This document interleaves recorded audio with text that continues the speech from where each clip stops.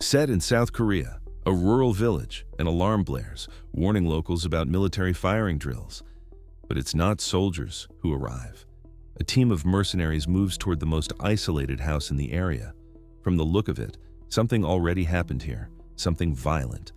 While the ground team advances, their sniper, Seong-jo, is positioned on top of a bridge, the house locked in his crosshairs. He fires. The bullet grazes the cheek of Ji-an, a seemingly ordinary young woman, except she's the niece of Jin-man, and Jin-man is exactly who these men came for. Cornered in the kitchen, Ji-an tries to grab a gun from the floor. Seong-jo pushes it out of reach with a shot. She doesn't panic. She thinks. Her uncle once taught her about blind spots in a gunfight, so she holds a broom with glass shards toward the window, lets Seong-jo fire at it, and uses the angle of the shot to calculate his exact position, the one spot where he can't see her. She jumps from the fridge. A bullet barely misses her head. She lands on a cabinet, and underneath it, she finds something, a sniper rifle, her uncle's. Time to make him proud. Months before this, Ji-an is at a police station after hitting a man who was harassing her.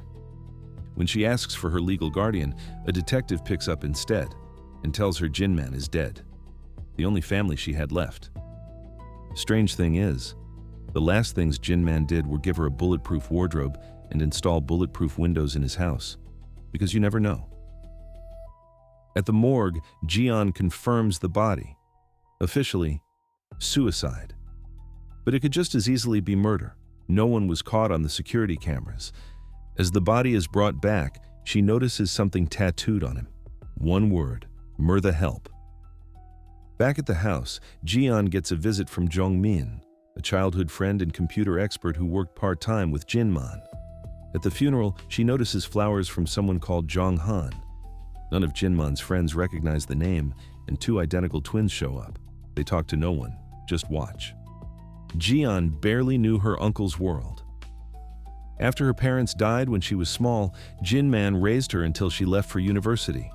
10 years together, and she still couldn't see through him. Jong-min finds a hidden phone in the bathroom where the body was discovered. That night, Ji-an finally lets herself cry, and then pulls herself together. She checks the phone. There's a message from an unknown sender, a large sum deposited into Jin-man's account in exchange for an unnamed service.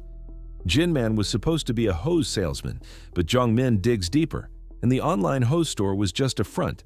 Behind it, a covert arms dealer called Murder Help, the same word from the tattoo. When they reply to an anonymous user claiming an order, the user immediately deduces Jin-man is dead and sends back a warning. Ji-an is next. Then, a woman knocks on the door, claims to be Jin-man's Mandarin tutor. Right, outside, drones are heading toward the house. A flashback. Ji-an is a child just after losing her grandmother. Her uncle, absent for years, finally came back. But grief didn't last long before it turned into a lesson. Jin-man shows her a nature documentary, a lion surrounded by hyenas, about to die, but silent. The weak bark, the strong stay quiet. Back in the present, Ji-an gets the fake tutor to leave. Jong-min shows her the internal Murder Help codes, different categories for different services, but one code stands apart. Green. Green means protection. The only two people marked green, Jin-man and Ji-an. Some clients will defend her, others will try to take over the shop now that its owner is dead. The drones prove the point. They surround the house. One destroys the bulletproof window. Jong-min hides in a reinforced armoire. The drone blows the door with an explosive. Before it reaches him, Ji-an destroys it with a slingshot she kept from childhood. The fake tutor, Min-hai, was watching from outside the whole time. She remotely disables another drone, then enters the house, sedates Jong-min with a dart, and pins Ji-an until she confirms the green code. She's a colleague of Jin-man's. Her job is to protect Ji-an. Their conversation is cut short by Seong-jo's shots. Min-hai throws a smoke bomb. Seong-jo sends a drone to clear it. The drone exposes Min-hai, and a bullet hits her arm. Ji-an jumps. She gets the rifle. Her first shot takes out the window of Seong-jo's van. He now knows this isn't just a 21-year-old girl. The mercenaries begin surrounding the house. Min-hai orders Ji-an and Jong-min to retreat to the hose warehouse while she holds the position. On the way out, she puts a bullet through the head of Song-jo's driver, a close friend. He won't forget that. In the warehouse, Jian finds a hidden panel, unlocks it with her social security number, something Jin Man made her memorize. Below, the underground Murtha Help armory, weapons, illegal goods, every category. They're supposed to be safe. But a hooded man is already waiting. He calls himself a brother, and from the way he moves through this place, he's been here a long time. Meanwhile, back in the main house, Min-hai kills the attackers one by one in the dark, until only one is left, Captain Kim. She recognizes him, tells him he should have retired long ago. They fight. She wins. Underground, brother throws handcuffs at Jian and Jongmin. Jian fakes cuffing her friend and knocks brother out cold. In the armory, Jian finds a wall of live security feeds. Brother had cameras everywhere she went, including her bathroom. She threatens him with a gun. He tells her there's no time, more mercenaries are coming, and the Murtha Help Reset protocol has activated. If no authorized manager is present for 24 hours, the shop shuts down permanently. He needs Jian to take over. When she accepts, he opens a hidden chamber, but then he tells her something worse. Jongmin is the one who got Jinman killed. Jian hesitates. She watches through the cameras. Min-hai is wounded. She sends brother to help her, leaving Jongmin alone with Jian. He hugs her and injects a paralytic into her neck. That was a mistake, because it confirmed everything. She wakes tied to a chair, and Jongmin tells her the truth. Years ago, Babylon's mercenaries showed up at his door. They gave him a choice: hack, Murtha Help, or die. He chose to survive and went further. He became a spy inside Jinman's business. When Babylon no longer needed him, he bought himself time with a failsafe. Only he could keep their access to the shop alive. In exchange, he offered them something more valuable: a plan to kill Jinman. He faked Jian's voice in an audio message, made it sound like she'd been kidnapped. Jinman believed it.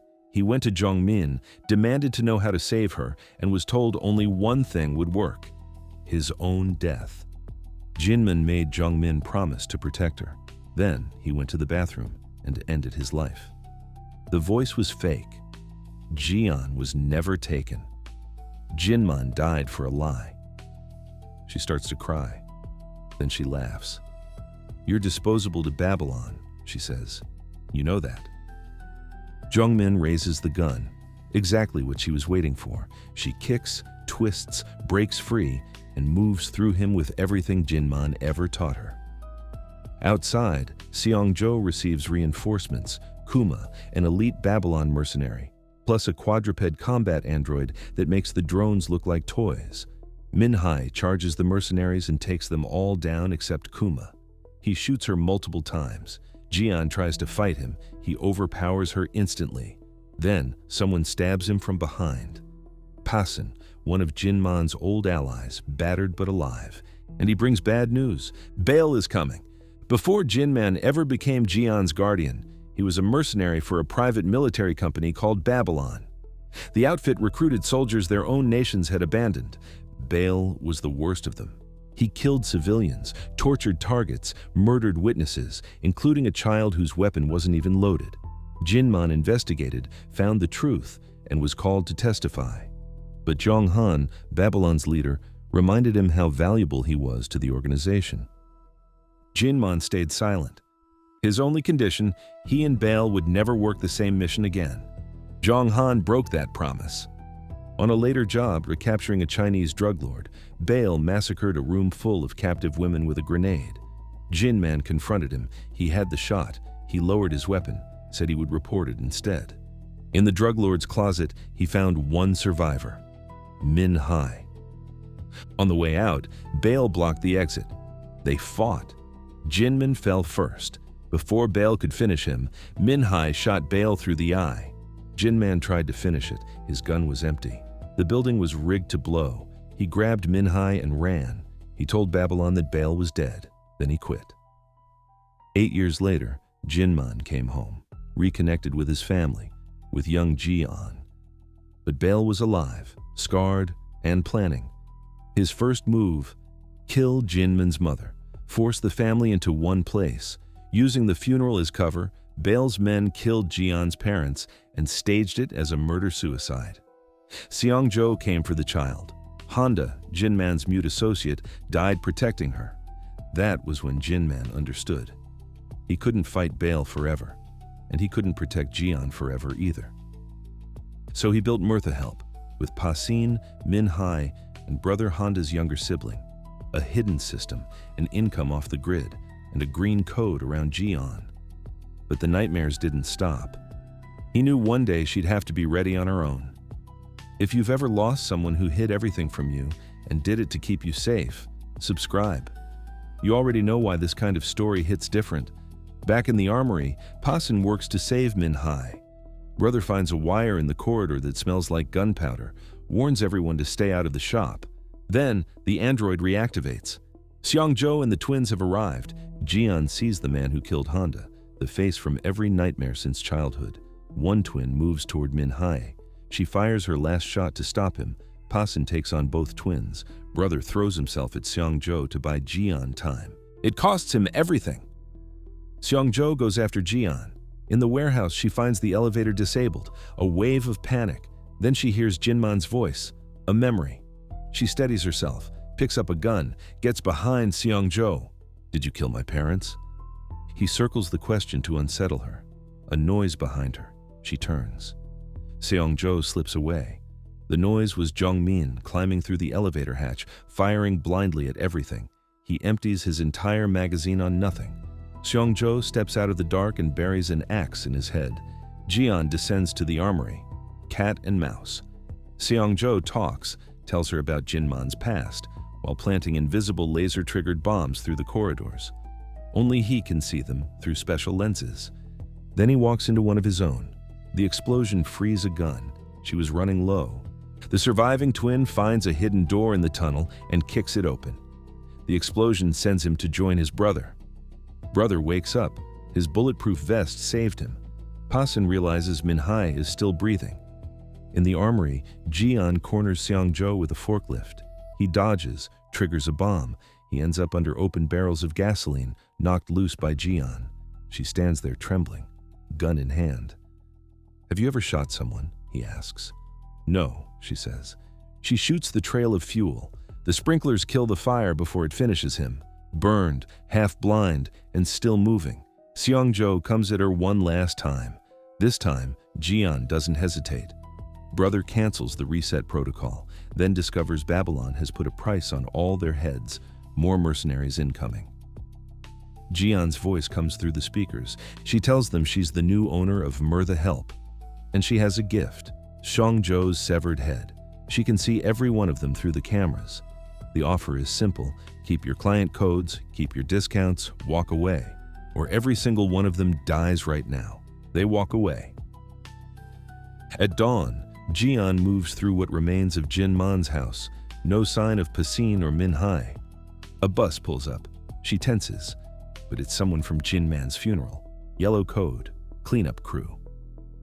By morning, when they're done, another car arrives. The door opens. Jinman steps out.